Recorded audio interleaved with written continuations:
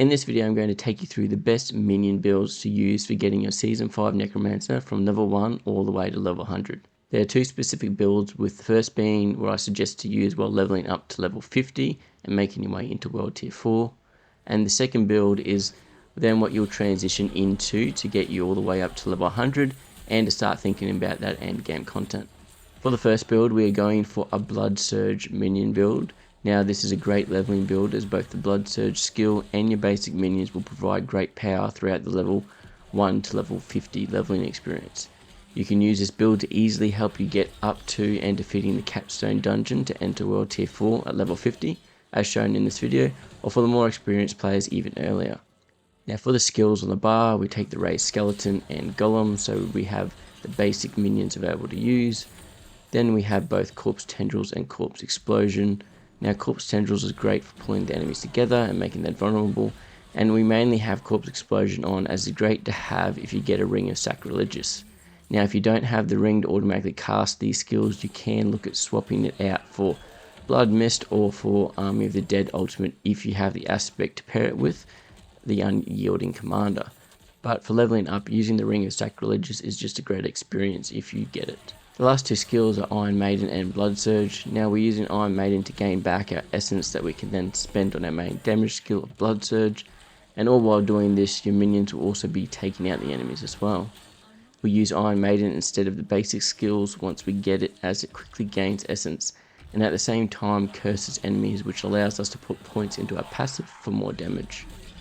Now for the skill tree, I've linked a build plan specific for this Lv1-50 build in the description, and you can check that out to go into the full detail and have something to follow as you go along. Now you may be thinking, but what aspects does this build require? Well, it's not very restrictive when you start out. You really just want to keep an eye out for any aspects that buff your minion or blood skills when you find them, and most uniques, if dropped early, will help as well. Now I have put a list together of aspects to keep an eye out for to help with this build, and you should find as you level up. Through Helltide and the seasonal questline, you should get enough aspects or uniques to help make your build easily as you go. By the time I was level 50, I had 2 unique rings and then enough legendary aspects that were useful for my remaining gear. Don't worry too much about the gear stats at this point, as you're going to be continually upgrading. However, I do recommend before doing both Capstone dungeons that you put on some tempering for damage and life on your gear to make it easier. Finally, for the Book of the Dead, take the Reapers for producing the corpses, the Shadow Mages for the extra damage, and the Blood Golem for its increased damage as well.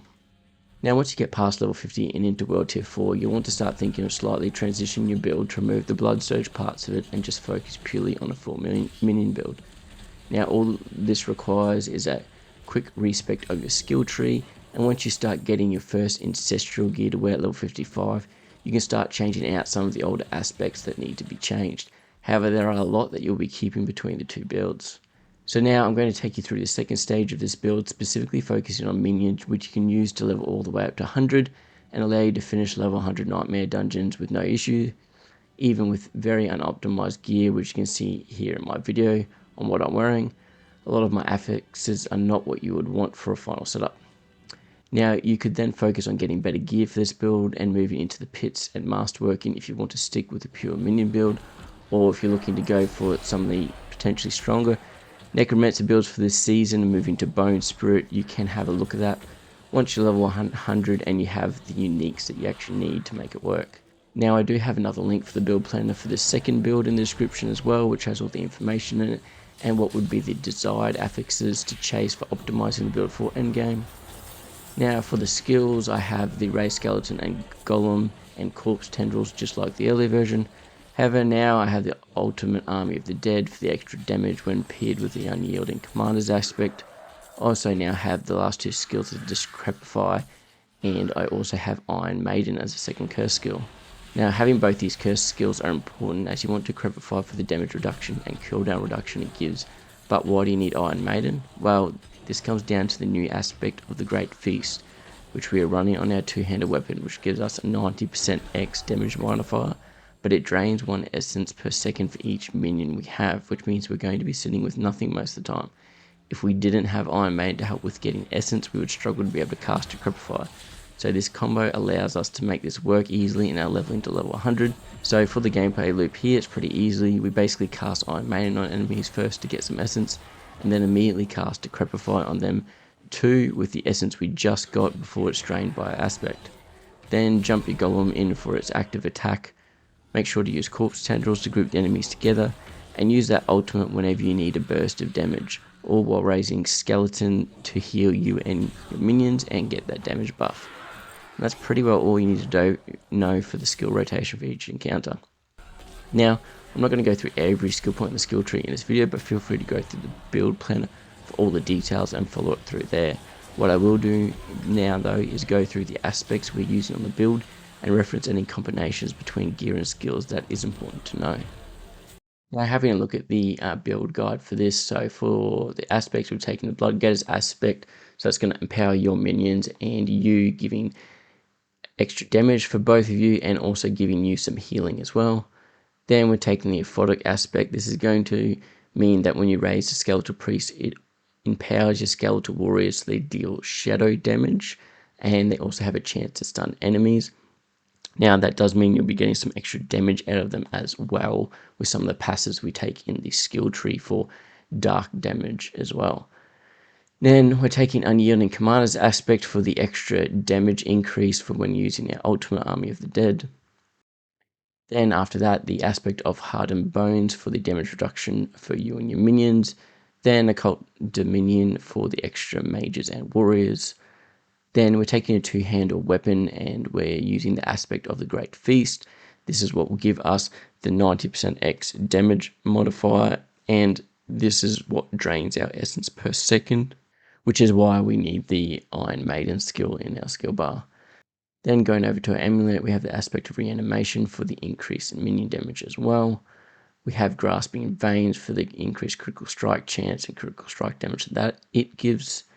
And finally, we have Frenzied Dead for the increased attack speed. So that's going to give us a massive boost in damage because we are trying to cap out that attack speed as much as possible.